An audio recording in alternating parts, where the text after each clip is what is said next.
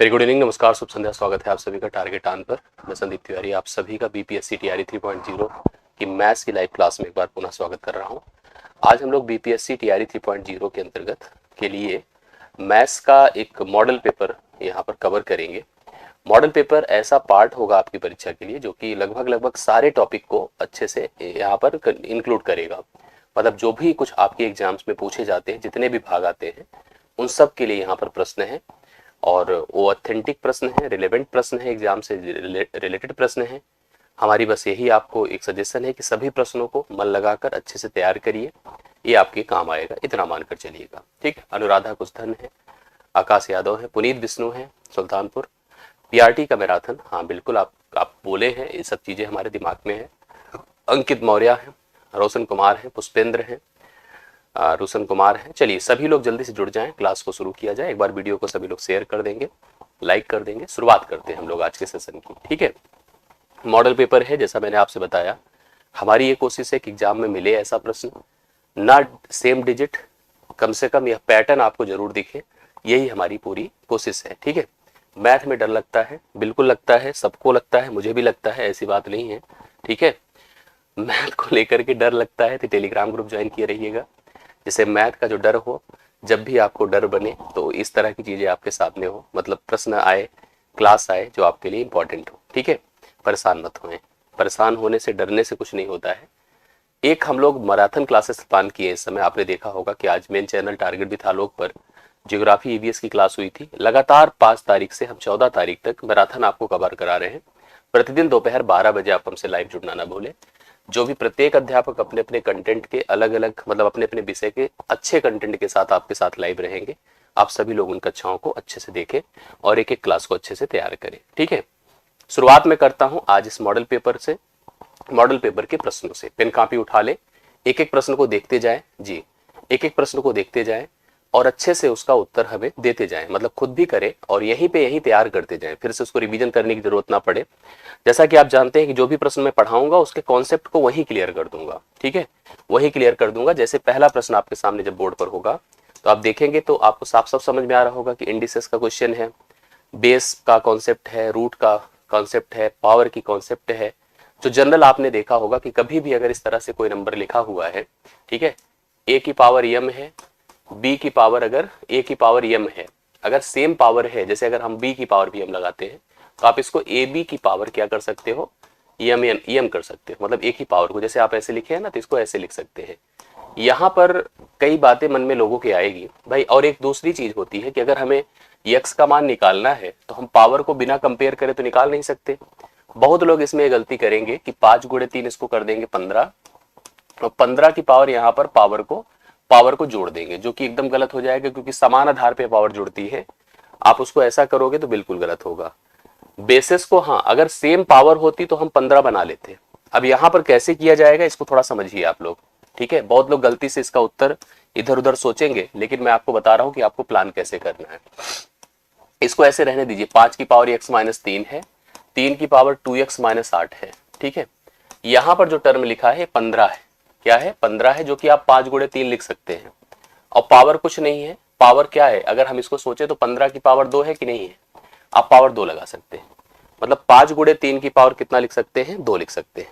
अब आप ध्यान से देखो, यह 5 की पावर x माइनस 3 है गुणे 3 की पावर 2x माइनस 8 है, बराबर यहाँ पर 5 की पावर भी 2 है और 3 की पावर भी 2 है। 5 की पावर भी 2 है और 3 की, आरके का उत्तर देखिए आया है, बहुत बढ़िया। 5 की पावर भी 2 है, 3 की पावर भी 2 है। अब आप कंपेयर कर सकते हो, जैसे इससे इसको कंपेयर कर लो, इसको इससे कंपेयर कर लो, तो एक उम्मीद बन रही कि x के 2 मान आएंगे, ऐसी उम्मीद बन रही है। लेकिन आप कोशिश करके पूरा अच्छे से देखिएगा तो क्लियर हो जाएगा। अगर आप यहाँ पर इसको कंपेयर कर रहे हो तो बेसिस इक्वल है तो पावर लिखो, x माइनस 3 बराबर 2, अर्थात x बराबर 5 हो गया। दूसरा, अगर इसको इससे कंपेयर कर रहे हैं तो यहाँ पर लिखेंगे 2x minus 8 is equal to 2 है, तो 2x इज इक्वल टू 10 होगा, तो यहाँ भी x बराबर 5 हुआ। दोनों परिस्थितियों में x का मान कितना आ रहा है बताएं, 5 आ रहा है। 5 इस प्रश्न का राइट सोल्यूशन है, जो कि बी ऑप्शन में आपको दिया है।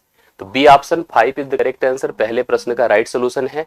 ऑप्शन से भी करा जा सकता है, जैसे अगर ऑप्शन पुट करके कोई सोचे कि हम उत्तर कर सकते हैं, बिल्कुल आप ऑप्शन से डिसाइड कर सकते हैं। जैसा कि दीपू ने हमसे कहा कि आप सर ऑप्शन, हाँ बिल्कुल, 4 पुट करके, 3 पुट करके, 5 पुट करके हम रख लेते लेकिन सबको रख करके देखना पड़ता है। ये पैटर्न जान लेना जरूरी था आपको। बहुत लोग गलती भी करते, इनमें से कोई नहीं भी बहुत सारे लोग का उत्तर आता, 5 गुणे 3 बना लेते, लेकिन वो गलत होता। अच्छे से समझेंगे तो आपको क्लियर हुआ होगा। बी ऑप्शन इस प्रश्न का राइट सोल्यूशन है। यस, बहुत बढ़िया, समझ में आई बातें सबको, क्लियर है। अगले प्रश्न पर आइए। लाभ हानि का एक सिंपल सा प्रश्न है, ध्यान से देखिएगा, करिएगा। लाभ हानि जानते हैं आप लोग, एक दुकानदार हमेशा कोशिश करता है कि वह ज्यादा वस्तुएं कम दाम में खरीदे। जैसे आपके आसपास मोहल्ले में भी बहुत सारे ऐसे लोग होते हैं जो कहते हैं हम व्यापार करते हैं, जाते हैं जहां पर कंपनियां होती हैं वहां से सामान थोक के भाव में सस्ते में खरीद के लाते हैं, और यहाँ पर आकर उन्होंने अपनी एक स्टोर बना रखा है और यहाँ पर फुटकर के भाव से वही सामान को सस्ते में नहीं महंगे में बेचते हैं ना। मतलब दुकानदार की हमेशा कोशिश होती है कि जब वह सामान खुद खरीदता है थोक विक्रेता से, तो वह ज्यादा वस्तुओं को कम दाम में खरीद कर लाता है और अपने ग्राहकों को वह कम सामान ज्यादा दाम में बेच करके लाभ अर्जित करता है। जब भी ऐसा प्रश्न आए, जो प्रश्न दिया है मैं इसका सिस्टमेटिक तरीका आपको बता देता हूं। कहा गया एक व्यक्ति है 10 रुपए में 11 वस्तुएं खरीदता है, 10 रुपए में 11 वस्तुएं खरीदता है और 11 रुपए में 10 पुस्तक ही है ना, पुस्तकें हैं, वस्तुएं नहीं, हो गया वस्तु ही है, पुस्तकें बेचता है। उसके लाभ का प्रतिशत होगा, ये आपको बताना, थोड़ा डाउट और क्रिएट किया जा सकता है, उस पे होने वाले लाभ या हानि का प्रतिशत। और कभी कभी ऐसे में डेटा सेम दे करके डिफरेंट नेचर कर देता है कि लाभ हो रहा है कि हानि हो रहा है, हम डिसाइड नहीं कर पाते हैं। अब आपको एक चीज ध्यान देना है, जब भी ऐसा प्रश्न आए तो हमें संख्या बराबर करने की कोशिश करना चाहिए। जैसे आप देख रहे हैं कि यहाँ पर 11 पुस्तकें खरीदा है और 10 पुस्तकें बेचता है 11 रुपए में, तो कन्फर्म है कि यहाँ पर लाभ तो है उसे, लेकिन अगर चाहता तो प्रश्न और सिस्टमेटिक और टफ बन सकता था, कंफ्यूजिंग बन सकता था। इसके दो एक पैटर्न आपके हो सकते हैं। जैसे आप यहाँ पर लिख लिया करो ऐसे क्वेश्चन के लिए संख्या, और ऐसे यहाँ पर लिखा करे दाम। एक बहुत आसान तरीका होता है, ऐसे किसी भी प्रश्न के लिए सही पैटर्न होता है। आपने देखा कि यहाँ पर 11 पुस्तकें उसने 10 में खरीदी है, 11 पुस्तकें 10 में खरीदी है और बेचते समय 10 पुस्तकें उसने 11 में बेचा है, 10 पुस्तकें 11 में बेचा है। तो हमारी जिम्मेदारी यहाँ पर ये होती है कि हम संख्या को बराबर कर दें। संख्या को बराबर आप आराम से कर सकते हैं। कैसे? अगर आप इसको 11 से गुणा कर दो और इसको आप 10 से गुणा कर दो, ठीक है, 10 से गुणा कर दो। तो एक चीज ध्यान देना, यहां पर होगा क्या कि अगर इसको 10 से गुणा किया तो यह 10 से गुणा होगा तो 110 होगा, इसमें कोई डाउट नहीं है। 11 से गुणा होगा 110 होगा, ये भी कोई डाउट नहीं। मतलब संख्या देखो समान हो गई, 110 हो गया। बट इस 10 का गुणा इससे भी होगा तो यह आपका 10 से गुणा होते ही 100 होगा, और इससे होगा तो यह 121 होगा। क्या हो जाएगा? 121 हो जाएगा, 121। अब आपने देखा कि यहाँ पर यह संख्या सेम है, 100 में खरीदा जा रहा है और 121 में बेचा जा रहा है। आप कंफर्म कर लो कि आपको कितने का फायदा है? 21 का। 100 पर जितने का फायदा दिखे वही प्रतिशत का लाभ है, तो 21% का लाभ यहाँ पर साफ साफ दिख रहा है। हमेशा कोशिश करिए संख्या को बराबर करिए। संख्या अगर आपने बराबर कर दिया तो आपका प्रश्न इजिली हल हो जाएगा, दिक्कत नहीं आएगी। 21% का लाभ है, दूसरा प्रश्न आपका डन है, ठीक है। तो करेक्ट आंसर है, आप सभी लोग नोट कर सकते हैं। इसके लिए कुछ और सूत्र भी लगाए जा सकते हैं। कभी कभी ऐसे भी लिख देते हैं, जैसे संख्या 11 सामान को 10 में खरीदा है, 10 सामान को 11 में खरीदा बेचा है, इसका इससे गुणा करे 121 होगा, इसका इससे गुणा करे 100 होगा, बटे 100 करे, गुणे 100 करे, कंफर्म हो गया कि 121 से 100 निकलेगा, 21% का लाभ है। दोनों परिस्थिति में आप प्रश्न का उत्तर बता सकते हैं। तो सी ऑप्शन आप नोट करिएगा, 21% का करेक्ट आंसर। क्रॉस मल्टीप्लिकेशन से भी जा सकते हैं, बिल्कुल सही बात है, इस प्रश्न का राइट सोल्यूशन है। आई होप आपको समझ में आए। हमेशा कोशिश करना संख्या बराबर कर लो, और संख्या बराबर करना कोई टफ नहीं है। जैसे यहाँ 11 समान था, यहाँ 10 समान था, इससे 10 से ऊपर गुणा कर दो, 11 से नीचे गुणा कर दो, ऑटोमेटिकली संख्या बराबर होगी। 10 से बस ध्यान देना उधर भी और उधर भी गुणा करके हमें वैल्यू को कंपेयर करना होगा, दाम को। एक देखिए बहुत बढ़िया सा क्वेश्चन आता है, बहुपद है, और ये बहुपद अगर सोचो, यह बहुपद कैसा है? यह क्वाड्रेटिक है, अर्थात द्विघाती है, ठीक है, यह द्विघाती बहुपद है।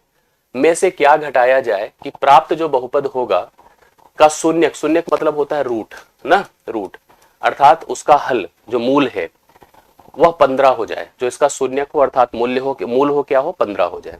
जैसे हम कोई भी एक द्विघात समीकरण ले ले, जैसे मान लीजिए हमने लिखा x² - 5x + 6 = 0। अब इसके शून्यक मतलब वह वैल्यू जो इस समीकरण को संतुष्ट कर दे। जैसे मान लो अगर आप इसको सॉल्व करोगे तो ऐसे बनेगा x² - 2x - 3x + 6 = 0। x अगर कॉमन कर ले x - 2, और हम एक जनरल बात कर रहे हैं आप लोगों से, और अगर हम यहाँ से 3 कॉमन कर लेते हैं -3, तो भी आपका x - 2 आया। अर्थात x माइनस 2 हुआ, x माइनस 3 हुआ, ठीक है, बराबर 0, अर्थात x के 2 मान आए, 2 और 3, 2 और 3 दोनों इसके मूल हैं। इसका अर्थ है कि अगर हम 2 पुट करें, 2 का वर्ग माइनस 5 गुणे 2 प्लस 6, आप सॉल्व करिए, 4, 4 में से 10 निकला, या 4 6 10, 10 10 से घटा 0 हुआ। मतलब इसका सोल्यूशन जो है, इसका हल 2 भी है और क्या है, 3 भी है। जब भी कोई वैल्यू किसी समीकरण का मूल होता है, हल होता है, तो उस वैल्यू को जैसे इसमें पुट करोगे तुरंत ही आपको प्राप्त वैल्यू 0 मिल जाएगी। जैसे आपको समीकरण क्या दिया है, x square minus 16x plus 30 है। अगर हमको इसका एक मूल 15 बनाना है, तो 15 पुट करते इसका मान 0 हो। आपसे एक प्रश्न और भी पूछा जाता है कि कभी कभी कहा जाता है कि हम जो है कोई एक दूसरा व्यंजक दे करके इसको डिवाइड करो, बताओ शेषफल कितना आया।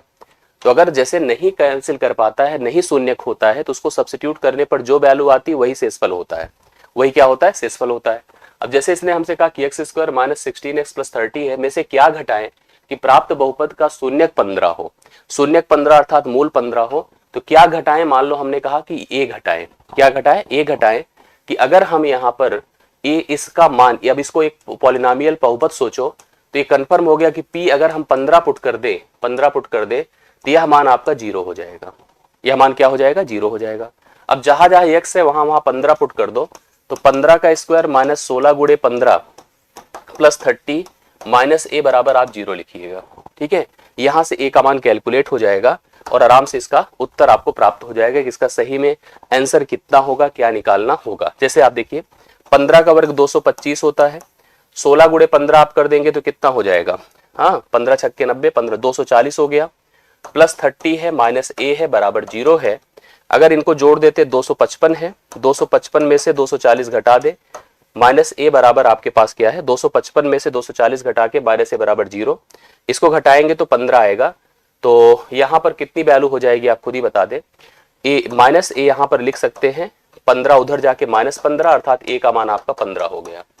आपको यहाँ कंफर्म हो गया कि अगर हम 15 ही घटाते हैं, क्या घटाते हैं बताइए, 15 ही घटाते हैं, तो यह मान आपका क्या हो जाएगा, इसका जो शून्यक होगा 15 हो जाएगा। अगर हम इस समीकरण से 15 घटाएंगे इस पूरे पॉलिनोमियल से, तो इसका मान, ये वैल्यू, ये समीकरण आपका, इसका एक शून्यक 15 बनकर आएगा और यह 15 से पूर्णतः डिवाइड हो जाएगा। जो रिमाइंडर आए, बिल्कुल सही बात है, जो ऐसे रिमाइंडर का मतलब अब या तो पूरा भाग देखिए, भाग तो हम दे नहीं सकते क्योंकि शून्यक 15 सोच रहा है, तो शून्यक 15 है तो उसकी स्थिति और बन सकती थी कि x माइनस 15 ले लेते, x माइनस 15 से भाग करते और शेषफल तब प्लान करते तो बड़ा दूसरी स्थिति बन जाती, ठीक है, एक प्रक्रिया और बन सकती थी। बट ये सही तरीका है कि आपने जो घटाना था उसको सोच लिया कि ये घटाते हैं, 15 पुट करने पे 0 होना चाहिए, अब होना चाहिए, पहले नहीं। तो आपने यहाँ पर 15 पुट करके देखा, सोल्यूशन किया और वैल्यू आपके सामने, ठीक है। तो 15 पुट करने से यहाँ पर इस प्रश्न का राइट सोल्यूशन बन रहा है। आप इस सी ऑप्शन पर जा सकते हैं इस प्रश्न के लिए। बढ़िया क्वेश्चन है, इंपॉर्टेंट है, आप याद रखना, तैयार करना, ऐसे प्रश्न आपको परीक्षा में दिखेंगे, ठीक है। चलिए 15 इस प्रश्न का राइट सोल्यूशन है। तीसरा प्रश्न आपका डन हो गया है। 16वां नंबर देखिएगा, इस प्रश्न को देखिए ध्यान से, बहुत अच्छा है, ये भी जरूरी है, आपको अच्छे से ध्यान दीजिए।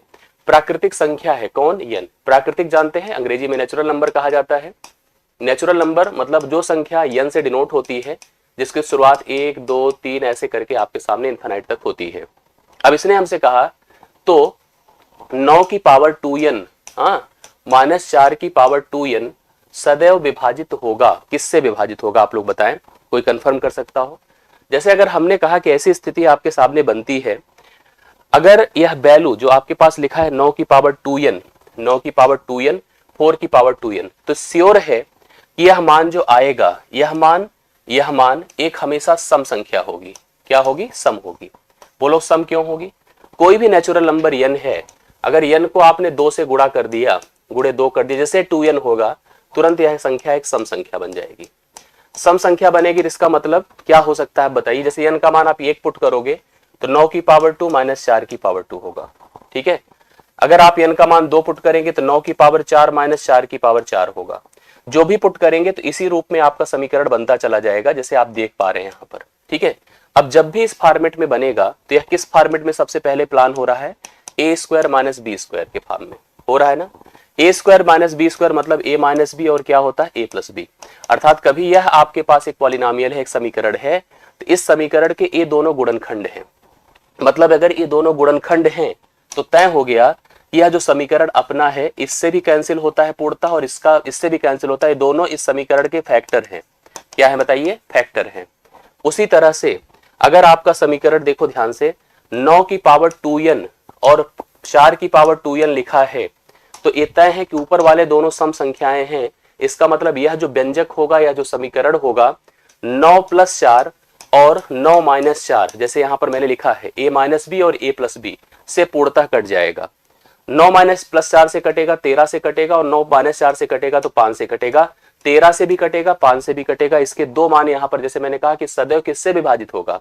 13 से भी विभाजित होगा और 5 से भी विभाजित होगा। तो पहला भी इसका सही उत्तर है और दूसरा भी सही उत्तर है। तो अगर आपको इसका सही उत्तर लगाना है तो आप क्या लगाओगे? D option. उपर्युक्त में एक से अधिक अर्थात डी ऑप्शन इस प्रश्न के लिए राइट सोल्यूशन आप लगा के आएंगे एग्जाम में। समझ रहे हैं? समझ में आई बातें? क्लियर है? देखो इसमें जैसे कभी अलजेब्रिक जो इक्वेशंस होते हैं या जैसे कुछ आपके एडवांस के सेक्शंस होते हैं, यहाँ कॉन्सेप्ट वर्क करता है। ठीक है, आप ध्यान से अगर इसको देखेंगे तो आपको यही सारी चीजें एग्जाम में नजर आएंगी और इसका बहुत उपयोग होता है, मल्टीपर्पज होता है।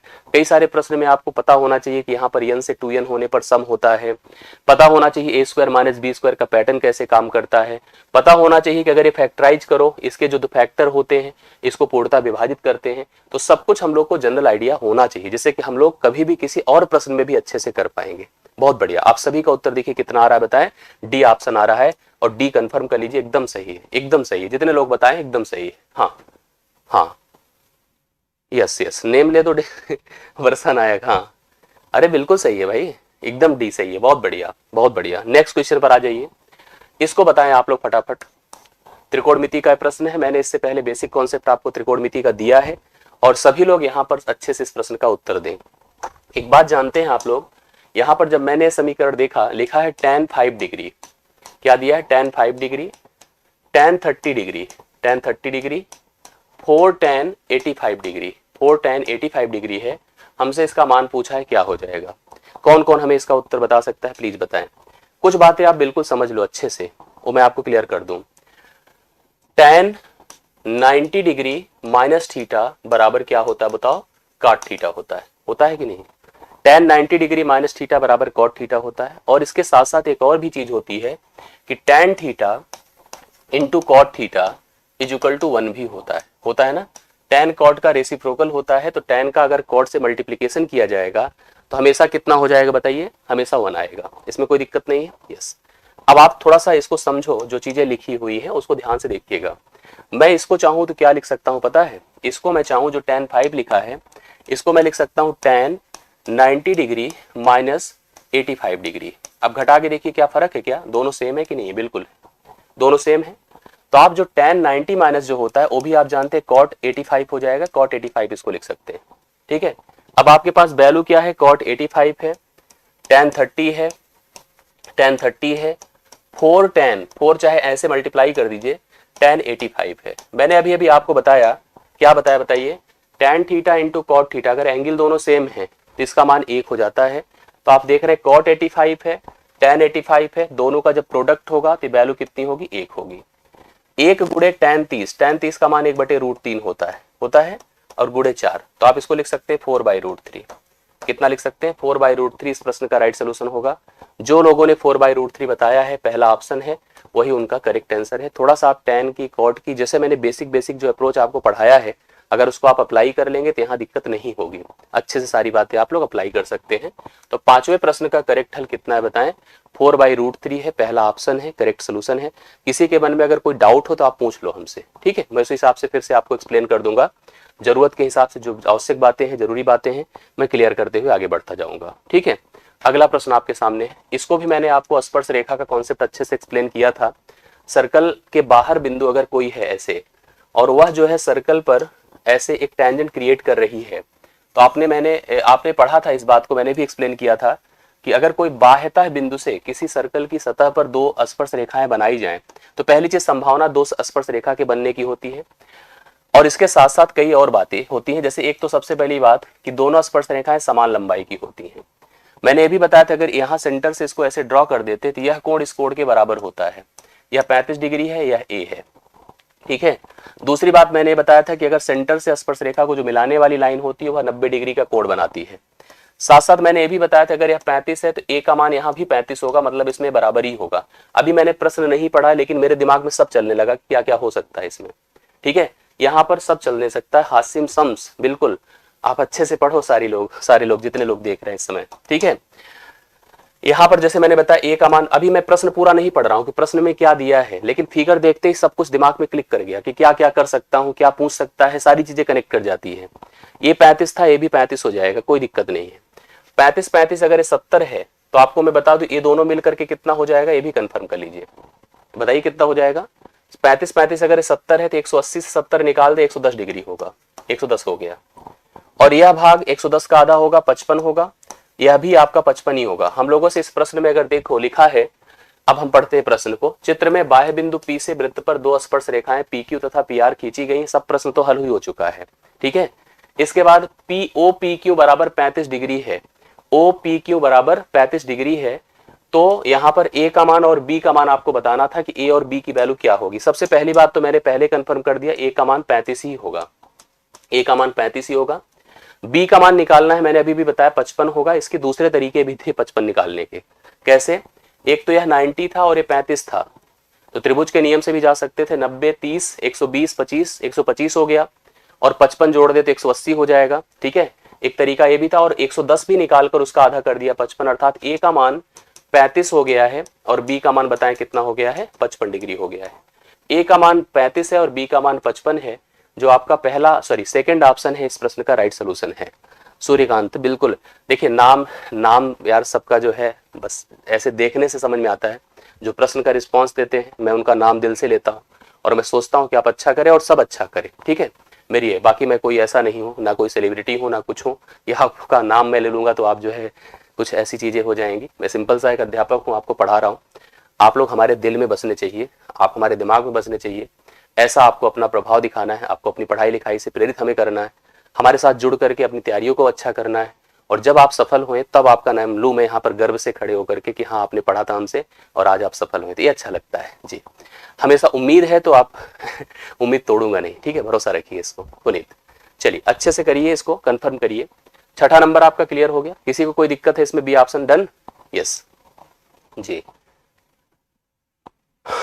ओके, आगे बढ़ा जाए। ऐप किस बैच की आप बात कर रहे हैं? हाँ देखो, ये प्रश्न आप ध्यान से देखिएगा, ये भी मैंने आपको एक्सप्लेन किया, कॉन्सेप्ट बताया है। निम्न चतुर्भुज में कौन सी स्थिति वाले चतुर्भुज समचतुर्भुज, जिसको अंग्रेजी में कहते हैं रोम्बस, ठीक है, नहीं होते हैं। जैसे हमने आपको पहले एक बताया है समांतर, क्या बताया? समांतर, जिसे आप कहते हैं पैरेललोग्राम। ठीक है, मैं अभी एक्सप्लेन कर दूंगा इसको अच्छे से। इसमें इसका एक टाइप बनता है रेक्टेंगल, जिसको आप कहते हो आयत। इसका एक और पार्ट बनता है रोम्बस, ध्यान दीजिएगा, जिसे आप कहते हैं समचतुर्भुज। पहली चीज, चतुर्भुज की अर्थात समांतर चतुर्भुज की जितनी प्रॉपर्टी होती है इनके पास भी जाती है, इनके पास भी जाती है। ठीक है, समांतर चतुर्भुज के जितने नियम होते हैं, मैं बर्बल बोल दूं, मैंने कई बार बोर्ड पे समझाया है। विपरीत भुजाएं समान तथा समांतर होते हैं, विपरीत कोण समान होते हैं, संलग्न आसन्न कोण 180 अंश के बराबर होते हैं। विकर्ण उस समांतर चतुर्भुज को दो बराबर त्रिभुजों में डिवाइड कर देता है। विकर्ण एक दूसरे को समद्विभाजित करते हैं, विकर्ण एक दूसरे को समद्विभाजित करते हैं, जरूरी नहीं कि विकर्ण बराबर हो। ये स्थिति हमने अभी तक आपको पढ़ाया था इसमें चतुर्भुज में। अब जैसे यहाँ पढ़ते जाइए, विकर्णों के मध्य का कोण 60 डिग्री का हो, ऐसा कोई कंपलसरी नहीं है। जैसे इसने कहा कि चतुर्भुज में कौन सी स्थिति वाले चतुर्भुज समचतुर्भुज नहीं होते हैं। अब इसने कहा जो विकर्णों के मध्य कोण हो, जैसे पहले हम इसको जानते हैं समचतुर्भुज के बारे में बेसिक बातें कि इनकी सभी भुजाएं बराबर होती हैं। यहां पर ध्यान दीजिएगा, जब भी मैंने आपको समचतुर्भुज पढ़ाया है तो मैंने कहा हमेशा विकर्ण जो होते हैं एक दूसरे को समकोण पर, इनकी कंपलसरी रिक्वायरमेंट होती है। जो विकर्ण होते हैं एक दूसरे को समकोण पर समद्विभाजित करते हैं, जबकि इस लाइन में लिखा है विकर्णों के मध्य का कोण 60 डिग्री के, ये भैया समचतुर्भुज नहीं हो सकता है, पॉसिबल ही नहीं है। पहला ऑप्शन समचतुर्भुज, लेकिन आपको पता है कि इसमें एक डी ऑप्शन भी होता है, ई ऑप्शन भी होता है, तो उसके हिसाब से हम लोगों को प्रॉपर प्लान करना होगा। विकर्ण परस्पर समद्विभाजित करते, ये तो सही है। विकर्ण देखिए, अगर ये विकर्ण है, विकर्ण मतलब विपरीत भुजाओं को मिलाने वाली रेखा, तो ए इसके बराबर होगा, ए इसके बराबर, ये सही है, ये समचतुर्भुज की प्रॉपर्टी हो सकती है। ठीक है, लेकिन यह पहले वाला नहीं है। अभी और भी देखिए, शायद और भी कोई ना हो। विकर्ण सम्मुख कोणों को समद्विभाजित करते हैं, बिल्कुल करते हैं, सम्मुख कोणों को भी समद्विभाजित करते हैं। ए भी सही है, अर्थात ए भी सही है, समचतुर्भुज की प्रॉपर्टी है, ए भी समचतुर्भुज की प्रॉपर्टी है, पहला वाला केवल समचतुर्भुज की प्रॉपर्टी नहीं है। तो ए ऑप्शन इस प्रश्न का राइट सोल्यूशन है। अगर आपने ए बताया है तो एकदम ए लगा दीजिए, राइट सोल्यूशन है। यस यस, हाँ ठीक है, बिल्कुल कराते हैं सृष्टि जी, हाँ ठीक है। चलिए, बिल्कुल कॉन्फिडेंस आना चाहिए, अच्छे से पढ़िए, पी यादव। हाँ, अगला देखिएगा। देखिए हम एक टॉपिक है जिसको हमें कॉन्सेप्ट भी पढ़ाना है, कॉन्सेप्ट भी देना है, जिसका नाम है प्रोबेबिलिटी। ठीक है, प्रोबेबिलिटी है, और मैं आपको भरोसा दिलाता हूं कि 2 से 3 दिन के अंदर इसका एक बेसिक मैं वीडियो आपको दूंगा, जिसको आप जब पढ़ेंगे तो आपको बहुत ही कॉन्सेप्ट क्लियर होगा आपका। प्रायिकता क्या है कि एक ऐसा मैथमेटिकल मेजरमेंट है जो किसी हमारे जीवन में जो उथल पुथल होती रहती है अलग अलग प्रकार की, जिसको हम इवेंट कहते हैं, एक्शंस के माध्यम से परफॉर्म होती है। हम कोई कार्य करते हैं तो कार्य से संबंधित जितनी भी संभावनाएं होती हैं, जैसे हम खेलते हैं क्रिकेट तो हमको पता है कि हो सकता है हम जीत जाएं या हो सकता है हार जाएं। सुबह निकलते हैं तो बहुत सारी संभावनाएं अलग अलग प्रकार की होती है, लाइफ से कनेक्टेड होती है। प्रोबेबिलिटी उन्हीं संभावनाओं का मैथमेटिकल मेजरमेंट होती है। जीवन की किसी भी एक्टिविटी से प्राप्त होने वाली सभी संभावनाओं को हम यस में रखते हैं, जिसको सैंपल स्पेस कहा जाता है। यस के अंतर्गत बहुत सारे टर्म आते हैं, जैसे ए आता है, बी आता है, सी आता है, जितनी पॉसिबल संभावनाएं होती हैं सब आती हैं। इसी यस का एक भाग होता है ए, जिसे इवेंट कहते हैं।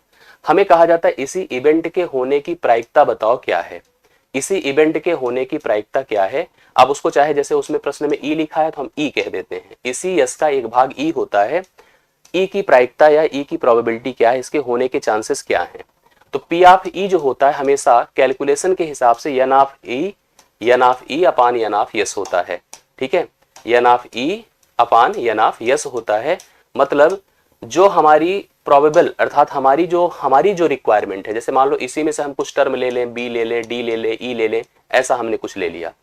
हमारे फेवर में कितने लोग हैं, एन का मतलब कार्डिनल नंबर। अगर आप सेट थ्योरी पढ़े हैं तो किसी समुच्चय के कितने पद होते हैं समुच्चय में, उसे हम कार्डिनल नंबर डिनोट करते हैं।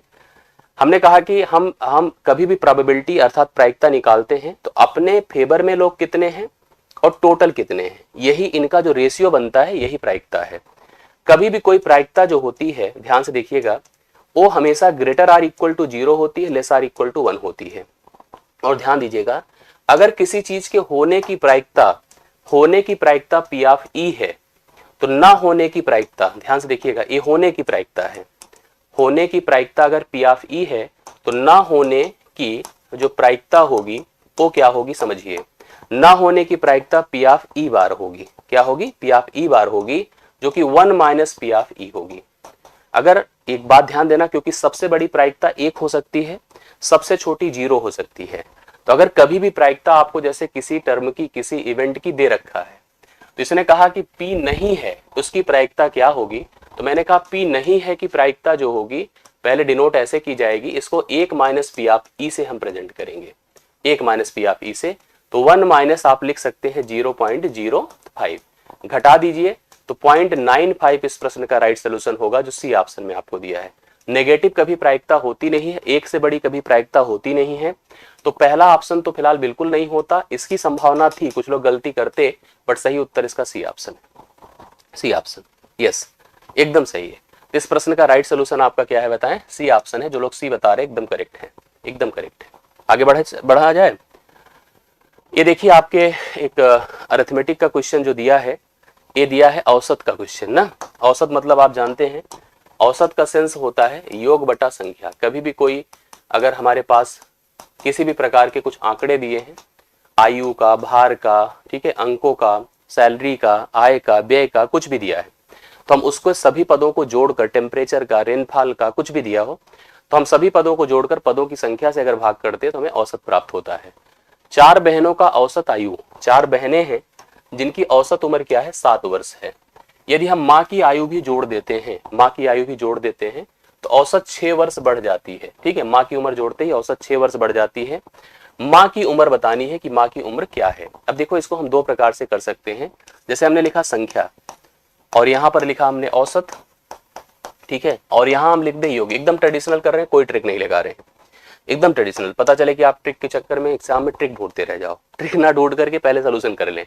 4 बहनें हैं, औसत 7 है, योग बता दो 4 सते 28। अभी माता जी इन्वॉल्व नहीं है।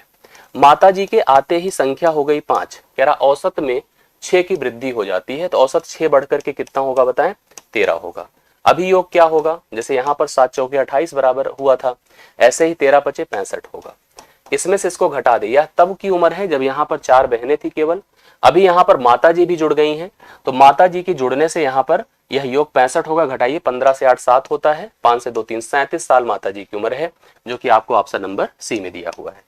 इसका एक दूसरा तरीका भी था, उससे भी जा सकते थे, उसको आप समझने की कोशिश करिए कैसे करा जा सकता था। ठीक है जी, हाँ मैं आपको बताता हूँ, समझिएगा। जैसे हमने कहा कि अगर हम यहीं पर लिखते संख्या और यहीं पर लिखते औसत, यहीं पर लिखते संख्या यहीं पे लिखते औसत, हम कहते 4 थी संख्या, औसत था 7, अगर एक माता जी भी ऐड हो गई, संख्या हो गई 5, औसत 6 बढ़ गया। ठीक है, तो 7 6 13 हो गया। अगर इसमें जो व्यक्ति अर्थात यहाँ पर जो बैलू या माता जी की उम्र जैसे शामिल हुई है, तो उनकी संख्या या उनका मान ज्ञात करने का जो तरीका होता है, अगर हम कह दें कि यहाँ पर पुराना औसत ले लें, या हम कह दें कि नया औसत ले, सॉरी पुराना औसत अगर आप ले लेते हैं, पुराना औसत, तो आपको क्या करना होगा, पुराना औसत लेकर के आपको जाना पड़ेगा नई संख्या के पास, और इस वृद्धि को इसके साथ लगा दीजिए। 5 छंगे 30, 30 अगर जोड़ दे, देखिए माता जी की उम्र 37 साल हो गई। यह एक दूसरा तरीका थी मैं बता रहा हूं आपको। अगर आप नया औसत ले लो तो जाओ पुरानी संख्या के पास, यही वृद्धि इसके साथ कर दो, 4 छंगे 24, 24 जोड़ दो, तब भी देखो 37 साल होगा। किसी भी तरीके से आप माता जी की उम्र निकाल सकते थे, बट कभी कभी ऐसा होता है ना कि ट्रेडिशनल कर लेना ज्यादा होता है, कि भाई हम इधर ट्रिक नहीं जानते थे और छोड़ के चले आए, तो अच्छा नहीं होता, इसलिए मैंने ये भी प्रोसेस आपको बता ही दिया। राइट सोल्यूशन हो गया, 9वें प्रश्न का करेक्ट हल है 37। इस प्रश्न का राइट सोल्यूशन माता जी की उम्र हो गई करेक्ट। अगले प्रश्न पर आ जाइए, ये ध्यान से देखिएगा, ये आपको किसका, मैं जैसे अभी मेंशन किया आप लोगों को, ये एक टॉपिक मुझे आपको प्रोबेबिलिटी का, और यह पार्ट है सांख्यिकी का। किसका, सांख्यिकी का। सांख्यिकी मुझे आपको कराना है, हालांकि यह प्रश्न तो मैं भी कराऊंगा, लेकिन सांख्यिकी में आपको एक डिटेल वीडियो जो बेसिक हम 3 से 4 दिन में, या अभी हम 1-2 दिन में ही हम आपको जल्दी जल्दी कंक्लूड कर देंगे, 10 तारीख तक सारे जितने भी बेसिक है वो सारे पार्ट आपको हम प्रोवाइड कर देंगे। कभी भी अगर हमें सांख्यिकी का माध्यिका ज्ञात करनी, पहली चीज माध्यिका वह वैल्यू होती है जो पोजिशनल एवरेज कहलाती है। जैसे हम कह दें कि हमारे किसी समूह का जो बीच का मान होता है वही माध्यिका कहलाती है। अरिथमेटिक मीन आपका माध्य कहलाता है, और जो क्वांटिटी के आधार पर मीन होता है, अर्थात जो सबसे ज्यादा संख्या में होती है वही बहुलक होता है। अगर हमें ऐसे कंडीशन में, या पहली चीज तो ये डेटा जो प्रेजेंटेड है ये आपका सतत डेटा है, ठीक है, कंटिन्यूड डेटा के फॉर्म में प्रेजेंटेड है। 5 से 10, 10 से 15, 15 से 20, 20 से 25, 25 से 30। मैं इसका एक पैटर्न आपको बता दूं, कभी भी डेटा अगर ऐसे दिया हो 0 से 10, 10 से 20, 20 से 30, ठीक है, 30 से 40, 30 से 40, 40 से 50, ऐसे करके डेटा दिया हो, जैसे उम्र दी गई हो, भार दिया गया हो, अंक दिया हो, मान लो अंक 0 से 10 पाने वाले बच्चे मान लो 5 हैं, 10 से 20 पाने वाले 15 हैं, ठीक है, 20 से 30 पाने वाले 10 हैं, 30 से 40 पाने वाले 8 हैं, 40 से 50 पाने वाले 12 हैं। अब अगर हम लोग यहाँ पर देखो, ये हो गई क्लास इंटरवल, ये हो गया इनकी फ्रीक्वेंसी, ये क्या हो गई इनकी फ्रीक्वेंसी। यहाँ पर एक और फ्रीक्वेंसी होती है जिसे हम एलसीएफ कहते हैं, उसे हम लेस देन क्युमुलेटिव फ्रीक्वेंसी या संचयी बारंबारता कहते हैं। हम यहाँ पर सीएफ भी लिख दें। सीएफ का अर्थ क्या होता है, जैसे हमने कहा कि 0 से 10 नंबर पाने वाले 5 बच्चे हैं, अब हम कह दें कि 10 से कम पाने वाले कितने बच्चे हैं, तो 10 से कम पाने वाले 5 ही हैं। अब मैं कहूं 20 से कम पाने वाले, तो पहले 20 से 10, फिर 10 से 0, तो 15 5 20, ऐसे जोड़ दिया जाता है। फिर उसके बाद अगर हमने कहा 30 से कम पाने वाले कितने हैं, 30 से 20, 20 से 10, 10 से 0, तो इसमें इसको जोड़ दो, तो यहाँ पर इसको जोड़ देने से 30 हो जाएगा। ऐसे अगर हम लोग कह दें कि 40 से कम, यहां से वहां तक पहुंचना है, तो इसको इसमें जोड़ दे तो 38 हो जाएगा।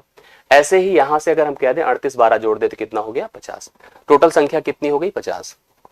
ऐसी कंडीशन में अगर हमें माध्यिका ज्ञात करनी होगी, तो माध्यिका का जो सूत्र होता है उसको समझिएगा। माध्यिका के लिए हम एक फार्मूला लिख रहे हैं, इसको हम लोग यहाँ पर यम से प्रेजेंट कर दे रहे, L0 plus n/2 minus CFP divide by n into I, ठीक है, इंटू आई। ये पैटर्न, ये फार्मूला आप लोग को फॉलो करना होगा। कभी भी आपको यहाँ पर इस फार्मूले का उपयोग जो है ना, किसी भी प्रश्न की माध्यिका यहाँ पर आराम से बता देगा। ये आपको एक चीज, इसको थोड़ा सा यप कर दीजिए, मैं आपको बताऊं। सबसे पहला काम देखो, आप सबके पॉइंट समझ लो क्या होते हैं। L0 मतलब होता है lower limit, lower limit of median class, ठीक है, मीडियन क्लास। अभी मैं क्लियर कर दे रहा हूं, आपको कंफर्म हो जाएगा। n जो है सम ऑफ फ्रीक्वेंसी है, ठीक है, बारंबारताओं का योग है, बारंबारताओं का योग है। CFP क्या है, लेस देन जो हमारे पास मीडियन क्लास होगी, ऐसी क्लास, अभी पहले मीडियन क्लास यहाँ पे निर्धारित करना आप जान लो, तब फार्मूला भी लगाना। सबसे पहले आपको इस समूह को देख करके एक ऐसी कक्षा बतानी होगी जो मीडियन कक्षा कहलाएगी, अर्थात वह बीच वाली क्लास होगी। अब उसको कैसे निकाला जाता है, आप ऐसी केस में n देखिएगा, जोड़िएगा तो सभी बच्चों की संख्या यहाँ पर, या बच्चों की संख्या 50 ही है। बीच का मान निकालने के लिए 50/2 करिए तो 25वीं वैल्यू है। अब आप खुद सोच लें कि 0 से 10 तक की वैल्यू 5 है, हाँ, 10 से 20 तक की वैल्यू 20 है। जैसे हमने कहा ना कि 0 से 10 नंबर पाने वाले कितने बच्चे हैं, 5 हैं। तो हमने कहा बेटा ऐसा जो 5 नंबर पाए सब लोग खड़े हो जाएं, जिनका नंबर 0 से 10 है वो खड़े हो जाएं। तो 5 बच्चे खड़े हो गए, उसके आगे फिर 15 खड़े होंगे, तो 20 बच्चों की संख्या हो गई। उसके आगे फिर मैंने कहा कि अब ऐसे जिनको 20 से 30 के बीच मिला है वो लोग खड़े हो जाएं। तो संख्या हमारी बढ़ती जा रही है, और बच्चे जैसे 5 पहले खड़े होंगे, फिर 15 खड़े होंगे, 20 हो गए, फिर 15 के बाद 10 और खड़े हो गए, 30 हो गए, फिर ऐसे 8 खड़े हो गए, 38, फिर अंतिम में 12 खड़े हो गए, 50 बच्चे खड़े हो गए। जो उसमें 25वीं वैल्यू होगी वही कक्षा हमारी माध्यिका कक्षा कहलाएगी। 5 तक की वैल्यू इसके पास है, 20 तक की वैल्यू इसके पास है, 20 के बाद से 30 तक की वैल्यू इस कक्षा में है, तो यही क्लास आपकी मीडियन क्लास कहलाएगी, यही माध्यिका कक्षा कहलाएगी। ठीक है, मीडियन क्लास कहलाएगी, ध्यान दीजिएगा। अब अगर ये मीडियन क्लास है तो इस फार्मूले पर सारी चीजों को कैसे रखा जाता है, लोअर लिमिट, इस मीडियन क्लास की लोअर लिमिट कितनी है, देखो 20 है, कितना है 20। ठीक है, इसको ज्ञात करने का एक और तरीका होता है, ग्राफ पर भी इसको प्लॉट किया जाता है और एक ओजाइब बनता है, ओजाइब की मदद से भी हम लोग कैलकुलेट करते हैं। 20 हो गया, अब 20 के बाद हमने लिखा प्लस, एक बात ध्यान से समझिएगा, n/2, n/2 मतलब 25/2, ये 50/2, 50/2 हमने किया था, कितना आया था 25, माइनस जिस कक्षा में उसके पहले की LCF कितनी है 20। ये देखो जो हमने CFP लिखा है ये वही है जिस क्लास पर हमें उसके पहले वाली कक्षा की, जो हमारे पास लेस देन क्युमुलेटिव फ्रीक्वेंसी है 25 है, और इसकी बारंबारता कितनी है 10 है, इसकी बारंबारता कितनी है 10 है, और क्लास का इंटरवल क्या है 10 ही है। ठीक है, इसको कैलकुलेट कर लीजिए तो आपको पता चल जाएगा इसकी माध्यिका कितनी होगी, 5 जोड़ देंगे तो 25 ही आ रहा है इसकी माध्यिका। ठीक है, 25 ही आ रहा है।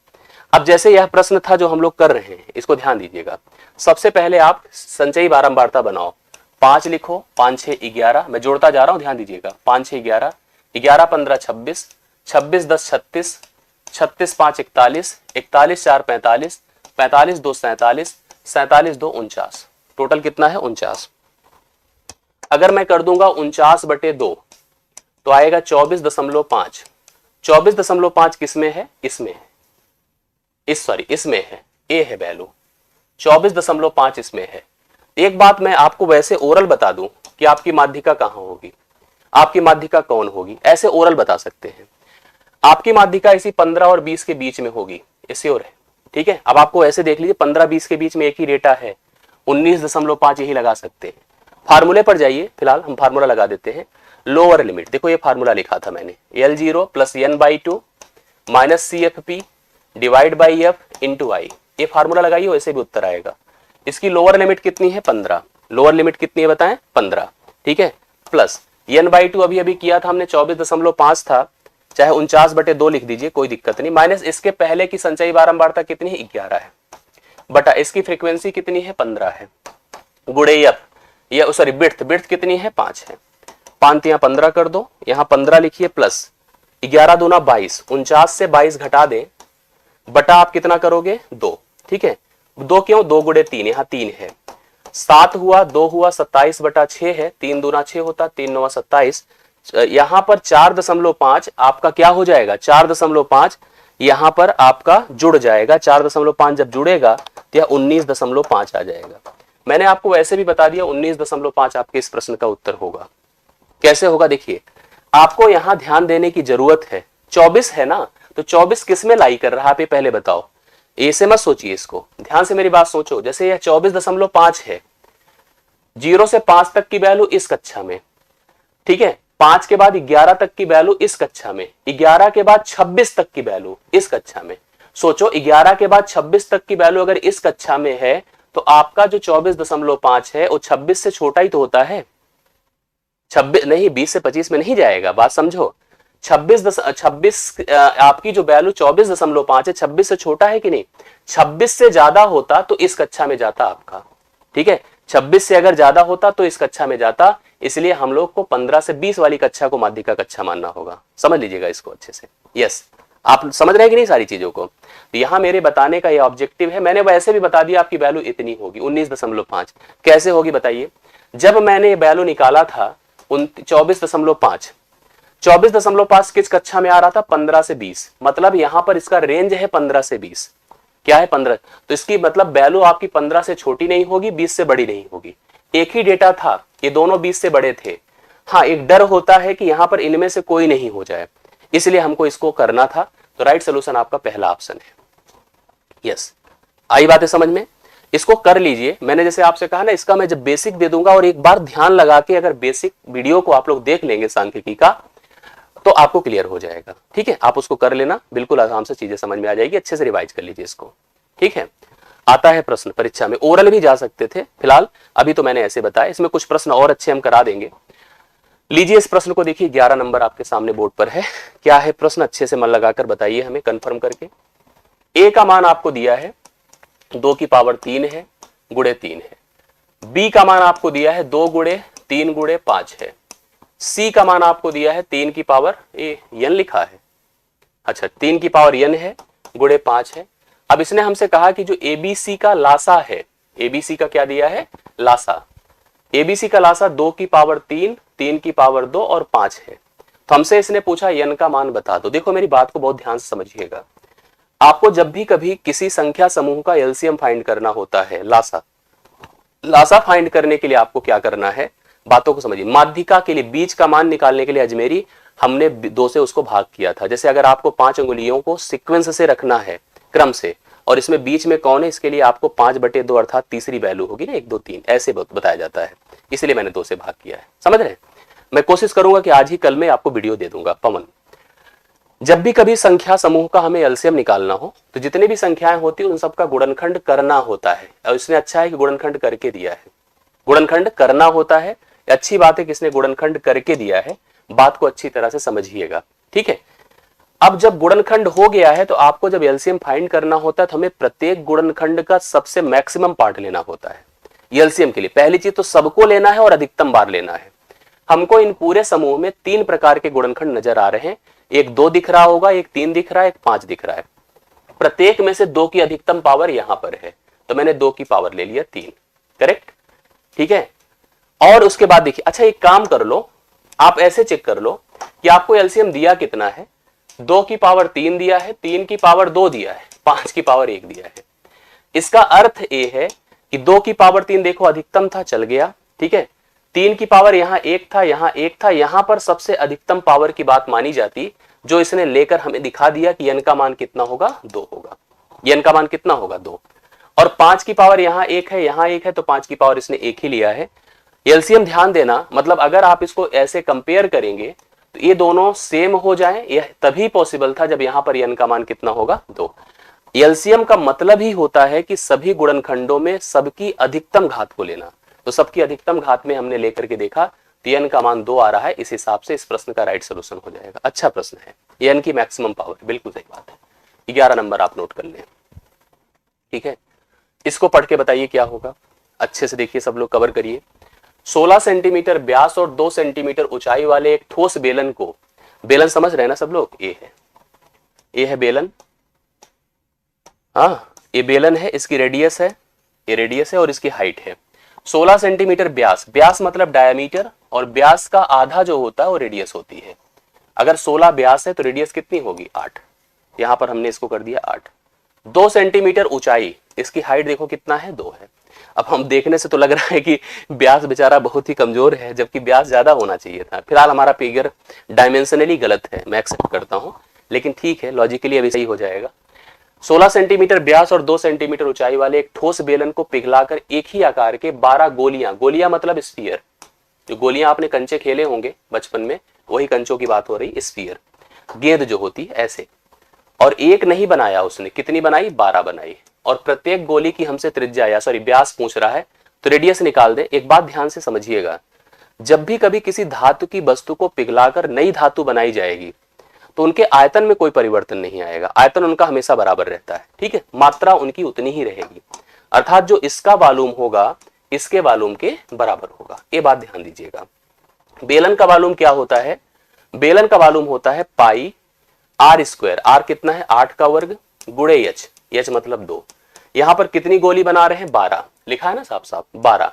और ये जब गोली है अर्थात यह स्पीयर है तो स्पीयर का जो वॉल्यूम होता है 4/3 पाई आर क्यूब होता है, पाई आर क्यूब होता है। यहां पर आर क्यूब हमने प्रेजेंट कर दिया, ये पूरा लिखा नहीं मैंने। 12 गुणे एक बेलन, एक गोली का क्या होगा 4/3 पाई आर क्यूब होता है। कुछ चीजें जो कट जाए एग्जैक्टली तुरंत काट दें, जैसे कि पाई पाई से तुरंत खत्म हो जाएगा, करेक्ट है। और भी जो चीजें पॉसिबल है कैंसिल हो रही है बिल्कुल कैंसिल कर दें, जैसे जैसे आप दिख रहा है साफ साफ कि 8 गुणे 8 है, ठीक है, और गुणे 2 है। यहां पर अपने पास 12 चौके 48 है और 8 दूना 16, जैसे हम चाहें तो इसको पहले काट, 3 चौके 12 होता है, 4 चौके 16 होता है, 16 16 को खत्म कर देगा, यहां बचेगा केवल 8, तो हम लिखेंगे आर क्यूब बराबर 8 है। तो आर बराबर 8 का घनमूल 2 होता है, 8 का घनमूल अगर 2 होता है तो हमसे फिलहाल घनमूल नहीं पूछा, देखो घनमूल का एक ऑप्शन है अपने पास, अगर आप बी लगाओगे तो गलत होगा, कोई बी तो नहीं बता रहा है, बहुत बढ़िया। आपको डायमीटर बताना है, डायमीटर 2 गुणे 2 होगा, अर्थात कितना होगा बताएं 4 होगा। तो राइट सोल्यूशन इस प्रश्न का सी ऑप्शन है, 4 सेंटीमीटर इसके लिए करेक्ट हल आप लोग लगाइएगा। यस, 4 सोल्यूशन इस प्रश्न का राइट सोल्यूशन होगा। ध्यान से एक बार अच्छे से देख लीजिए, मिला लीजिए, कंफर्म हो जाएगा। आई होप आपको समझ में आ रही होगी बातें, एक बार क्लियर करते चलिए, और अच्छा लग रहा हो तो वीडियो को लाइक करते चले, शेयर करते चले। ये आप लोग अगर एप्रिसिएशन ऐसे बना के रखें, ये सारी चीजें हम बहुत ही स्मूथ और अच्छे से आगे कराते भी रहे, ठीक है। अगला प्रश्न आपके सामने है, बोर्ड पर आप देख लीजिए, उसको समझिए क्या है। प्रश्न ये है कि 110 मीटर लंबी एक ट्रेन है, ठीक है, 100 ट्रेन का कॉन्सेप्ट का प्रश्न है। एक रेलगाड़ी देखो ऐसे है, ये रेलगाड़ी है और ये रेलगाड़ी का ड्राइवर होता है, इसका गार्ड होता है। 110 मीटर लंबी ट्रेन है, यहां से यहां तक 58 किलोमीटर प्रति घंटे की गति से यात्रा कर रही है। इसकी स्पीड अपने पास है, कितनी है बताएं, 58 किलोमीटर प्रति घंटे की गति से जा रही है। कितने समय में एक राहगीर, एक व्यक्ति है, राहगीर है, ठीक है, राहगीर भाई ट्रेन की पटरी पे नहीं चलता है, बगल वाली पटरी पे चलता है, नीचे पगडंडियों पे चलता है।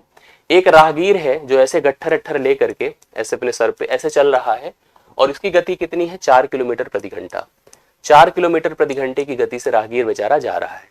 ट्रेन उसे कितने समय में पार करेगी। देखिए ध्यान से, कोई किसी को अनुसरण करते हुए, पीछा करते हुए तभी पार कर पाता है जब दोनों की चालों का डिफरेंस, मतलब जो पार करने वाला है वह उसकी चाल जो है इसकी चाल से क्या हो, अधिक हो, तभी वह पार कर सकता है, अन्यथा वह पार नहीं कर सकता है। आप बातों को समझिएगा। ट्रेन की गति बहुत ज्यादा है, राहगीर की गति कम है, ट्रेन थोड़ी देर बाद स्थिति होगी उस व्यक्ति को पार कर जाएगी।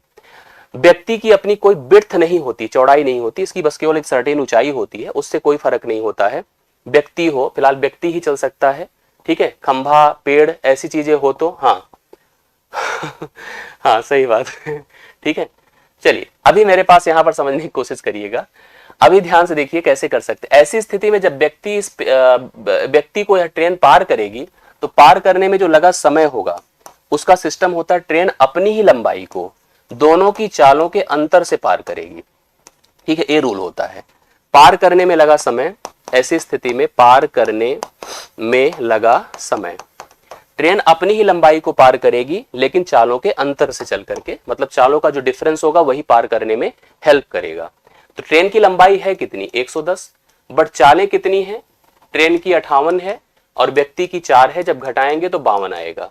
बट आपको पता है किलोमीटर प्रति घंटा है, इसको मीटर पर सेकंड में लिखना है तो आपको जानकारी हो कि हम किलोमीटर प्रति घंटे से मीटर पर सेकंड में जाने के लिए 5/18 से हम गुणा करते हैं, ठीक है। 5/18 से किया तो कटने की कुछ स्थिति है, जैसे कि आप देख पा रहे हैं यहाँ पर 2 से कट रहा है, 2 9 बार, ये 26 बार जाएगा, बाकी तो कटने की स्थिति नहीं बन रही है। तो आपको क्या करना है कि यहाँ पर 26/5 है ना, तो 26 गुणे 5 कर दो और ऊपर भेज दो 9 को। ऊपर किसको भेज दिया 9 को। अब जो और स्थिति सिचुएशंस बन रही उनको अप्लाई कर दीजिए।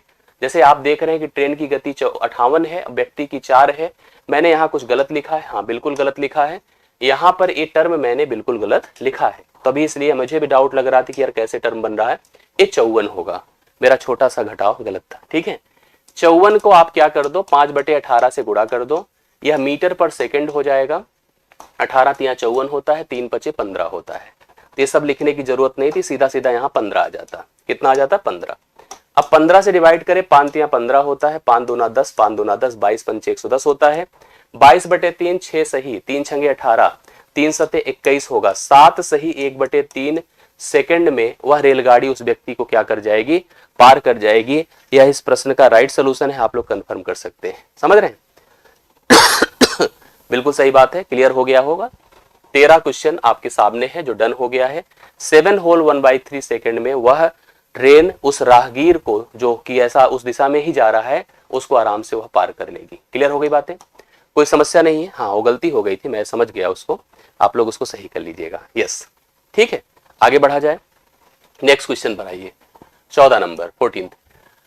एक 20 मीटर लंबी ऊर्ध्वाधर छड़, ऊर्ध्वाधर मतलब वर्टिकल, ऊर्ध्वाधर का सेंस होता है वर्टिकल, जैसे ये छड़ है, छड़ की लेंथ कितनी है बताओ? 20 मीटर है। ठीक है, कि छाया, छाया जैसे मतलब जो इमेज फॉर्म होता है, जैसे आप खड़े हैं तो आपकी इमेज देखो ऐसे जमीन पे ऐसे हॉरिजॉन्टल बनी होगी, ये देखिए ऐसे इसकी भी हॉरिजॉन्टल होगी। जैसे इसने कहा कि अगर 20 मीटर लंबी एक छड़ है तो उसकी जो छाया की लंबाई है कितनी है पता है? 10 मीटर है, 10 मीटर है। अब इसको चाहे तो ऐसे क्रिएट कर सकते हैं, ऐसे, ठीक है, ऐसे बना सकते हैं। अगर उसी समय मतलब उसी टाइम पर, एकदम सेम टाइम पर एक मीनार है, जो मीनार कितना है बताएं? मीनार की छाया की लंबाई अगर 50 मीटर है, ये अगर 50 मीटर है तो कह रहा मीनार की ऊंचाई क्या होगी? मीनार की ऊंचाई हमसे पूछ रहा है, ए है लेंथ, हमसे ए वाली लेंथ हमसे पूछ रहा है। ठीक है, आप लोग ध्यान से मेरी बात को समझिएगा, क्लियर हो जाएगा, ये कॉन्सेप्ट भी आपको कंफर्म आएगा। बस 1 सेकंड का हमें समय दीजिएगा। एक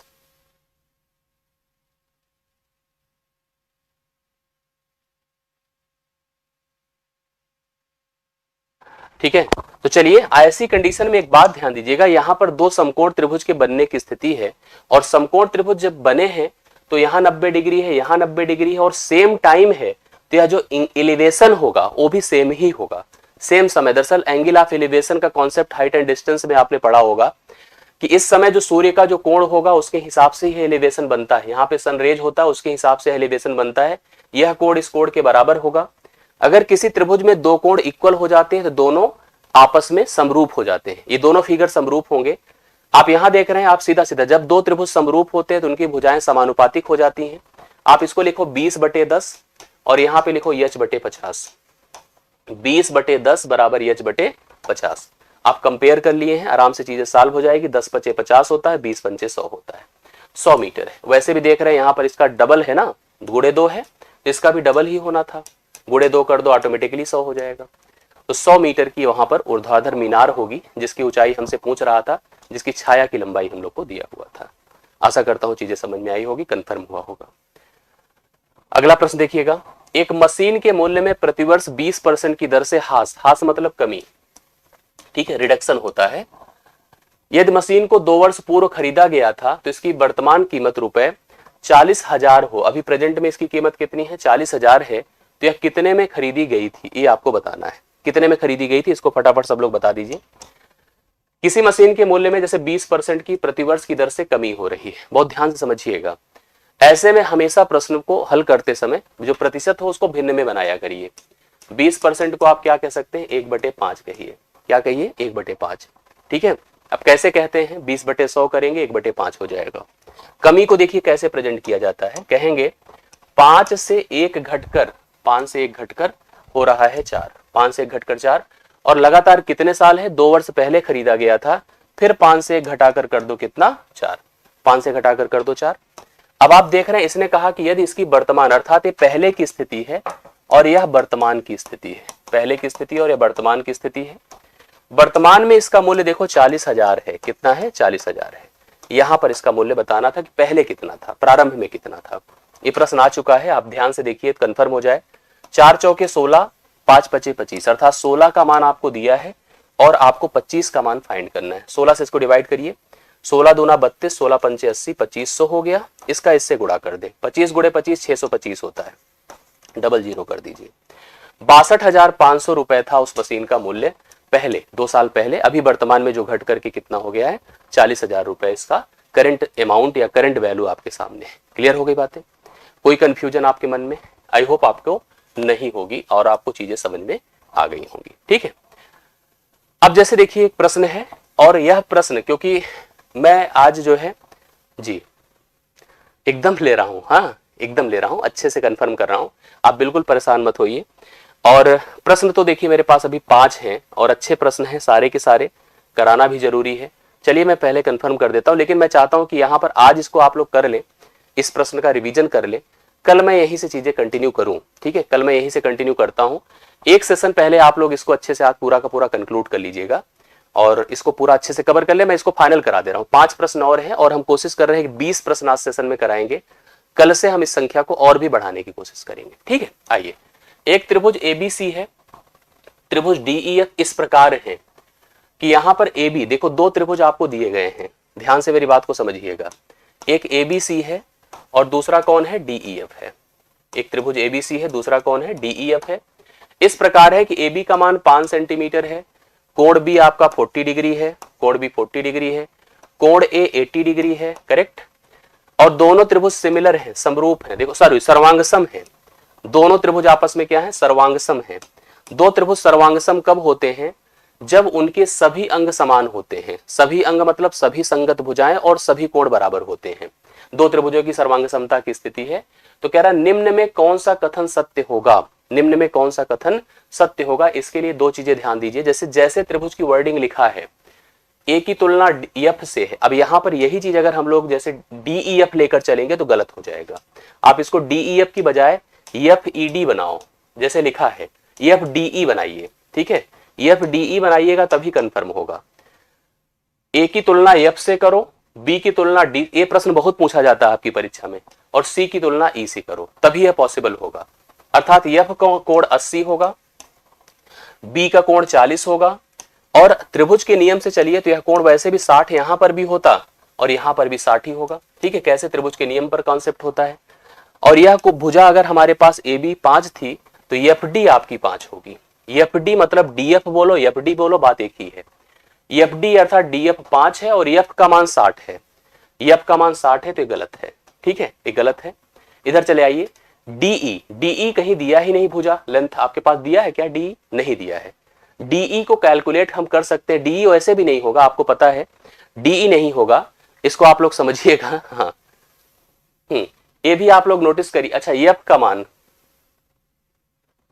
एफ डीई दिया है ना, तो ए का मान हमको 80 दिया है, बी का मान इतना दिया है। आगे पढ़िए, डीई का मान हमारे पास 5 पॉसिबल नहीं है। फिर से देखो डीएफ पर आइए, डीएफ 5 है, कोण ई आपका 60 है, करेक्ट है। सी ऑप्शन होगा राइट सोल्यूशन, ए वाला कोण ई 60 होगा। जो सी बता रहे हैं एकदम सही है।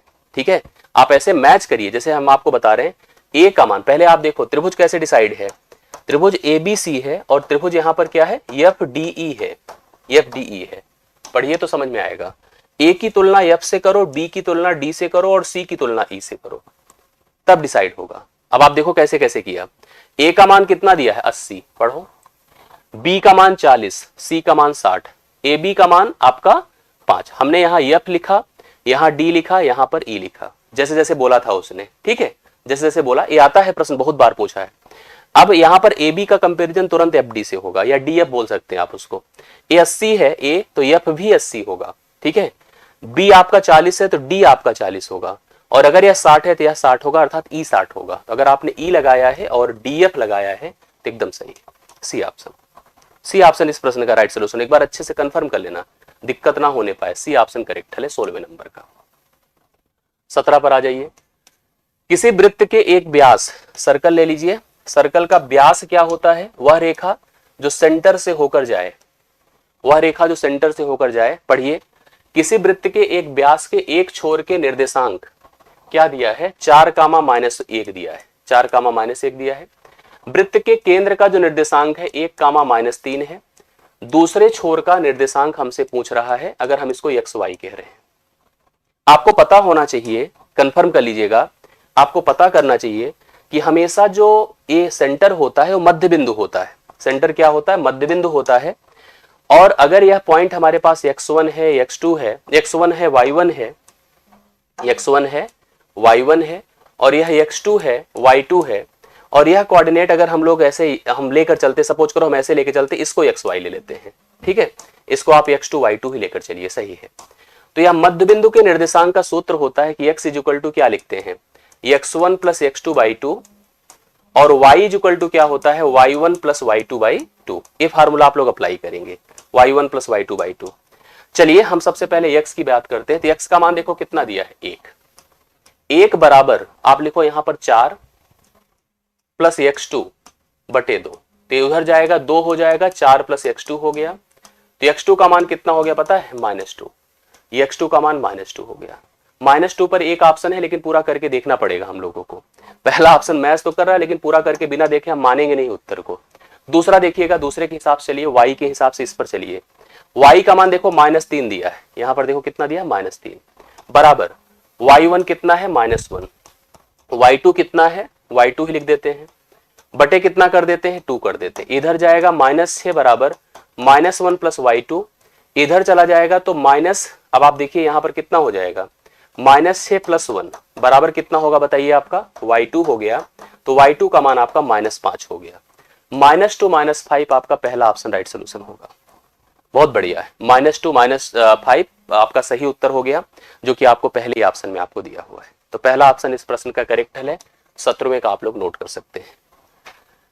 18 पे चले आइए। ये भी प्रश्न आपकी परीक्षा में पूछा गया है, बहुत बढ़िया से इसको ध्यान से पढ़िए, मन लगाकर, 2 मिनट में क्लियर हो जाएगा।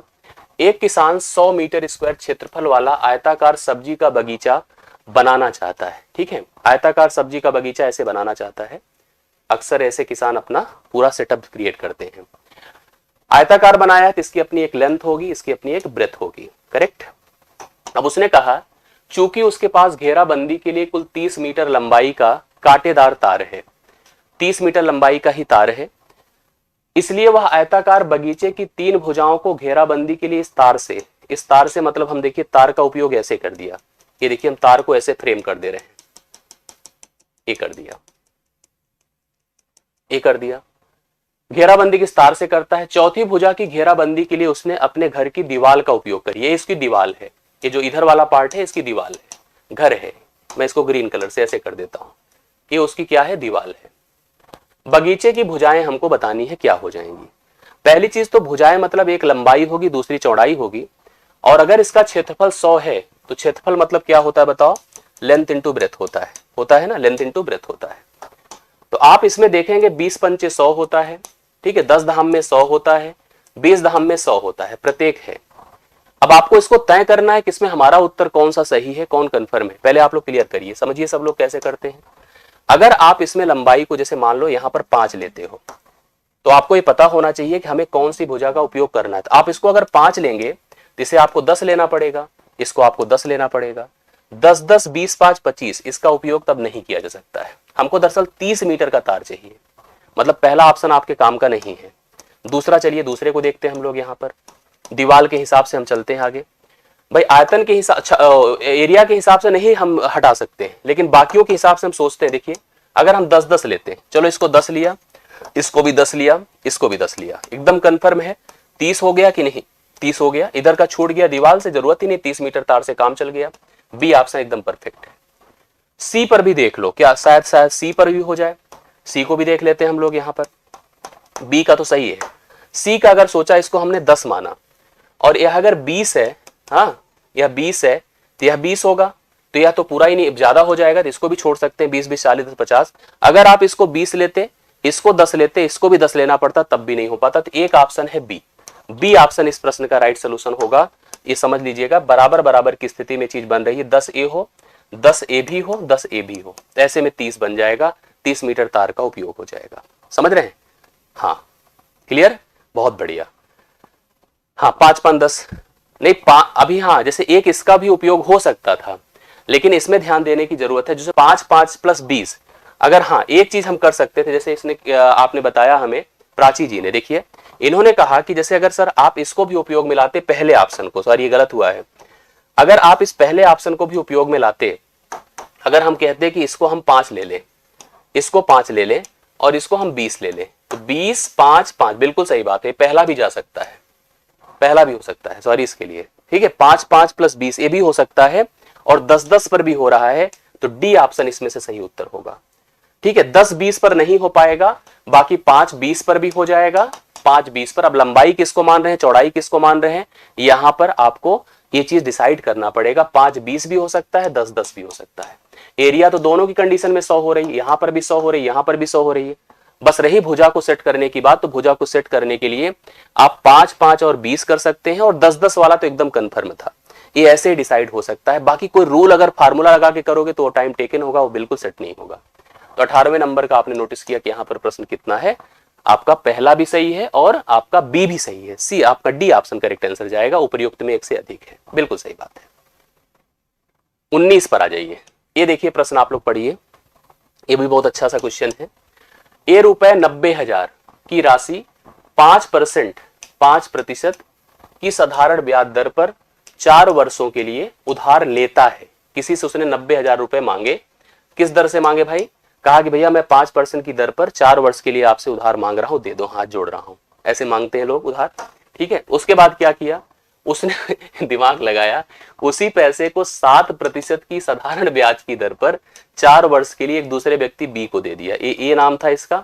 ये बहुत दिमागी आदमी था, इसने इस पैसे को मांगा किसी से और उठा के तुरंत इसी पैसे को बी को ट्रांसफर कर दिया। अब उसका सब कुछ क्लियर है, उसको पता है कि कुछ दिन बाद यहां से पैसे रिटर्न होंगे, हम तुरंत इसमें से क्या करेंगे, अपना हिस्सा रखेंगे और लौटा देंगे, उसको क्या जाता है हमारा। तो उसके प्राप्त होने वाले लाभ को हमें बताना है, क्या फायदा हो गया। देखो उसे, दरअसल मैंने आपको कल भी बताया था, साधारण ब्याज हर साल समान होता है। साधारण ब्याज के लिए एक ही सूत्र काम करता है, दर गुणे समय। 5 चौके 20, यहां 20% का उसे ब्याज देना है। 7 चौके 28, 28% का ब्याज उसे प्राप्त होगा। दोनों का जो डिफरेंस है 8% के ब्याज का उसे लाभ होगा। 8% के ब्याज का उसे लाभ होगा। अब यही लाभ का मान हमें निकालना है, आपको मूल्य दिया है, 8% इसका निकाल दे, उत्तर हो जाए। 8% मतलब 8/100 गुणे 90,000 कर दें, 2 शून्य खत्म, 8 9 72, 7200 इस प्रश्न का राइट सोल्यूशन होगा, पहला ऑप्शन है। ठीक है, पहला ऑप्शन इस प्रश्न का राइट सोल्यूशन होगा। प्राची जी कह रहे सर 10 10 होगा तो वर्ग, देखो वर्ग भी आयत होता है, याद रखिएगा, वर्ग भी आयत होता है। सभी वर्ग आयत होते हैं, लेकिन सभी आयत वर्ग नहीं होते हैं, तो उस पर जा सकते हैं हम लोग, उसमें कोई दिक्कत नहीं, समझ रहे हैं। तो अगर उस प्रश्न पर आपके मन में ए है कि यह वर्ग बन जाएगा, कोई दिक्कत नहीं है, आयत भी वर्ग कहा जा सकता है, इसमें कोई दिक्कत नहीं है। ठीक है, सभी वर्ग को आप आयत कहेंगे तो कोई प्रॉब्लम नहीं है। इसके बाद हम लोग लास्ट क्वेश्चन पर आएंगे, आज के सेशन का 20वां और अंतिम प्रश्न हम पहुंच चुके हैं। 42 सेंटीमीटर भुजा वाले समबाहु त्रिभुज, मैंने इसको आपको बताया भी था, याद होगा आप लोगों को। 42 सेंटीमीटर भुजा वाले, मतलब इसकी सभी भुजाएं 42 है, क्योंकि यह समबाहु त्रिभुज है।